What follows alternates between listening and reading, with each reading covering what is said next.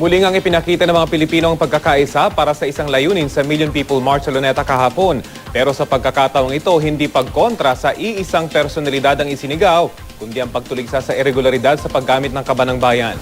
Balitang hatid ni Joseph Moro.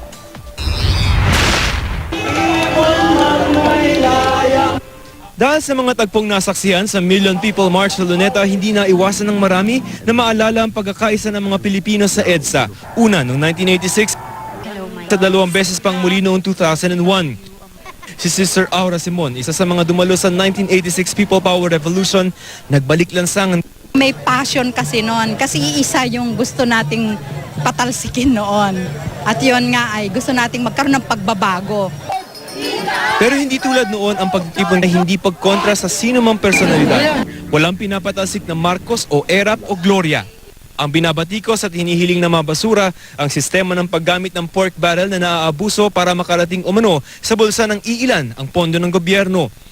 Sa unang pagkakataon, isyu ang nagbigkis sa mga Pilipino sa sinasabing kauna-unahan ring malaking protesta sa panahon ni Pangulong Noynoy Aquino. Naiba rin ng bahagya ang teknolohiyang kaagapay sa pagtatawag ng pagkakaisa. Social media ang katumbas ng radyo noong 1986 at ang text brigade noong 2001. Sa internet din, idinaan ng ilang Pilipinong hacker ang panawagang i-abolish ang pork barrel. Nang i-devase nila ang mahigit 30 website ng gobyerno kabilang sa Optical Media Board at ng ating embahada sa Italia. Pero tulad sa mga naunang pagtitipon sa EDSA at iba sa mga karaniwang protesta kalsada, malaking bahagi ng nasasabing tagumpay ng Million People March ang muling pakikisa ng middle class. Public school teacher po ako. Self-employed, taxpayer. Salesperson po. Businesswoman from San Pedro, Laguna. Right here, right now, this is the rise of the thinking class. Iba na ang Pilipino ngayon.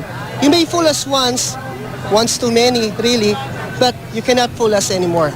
Silang mga walang tax exemption ang naniningil sa kung saan napunta ang kinatas na buwis ng gobyerno. They can trigger the change and they can develop the momentum.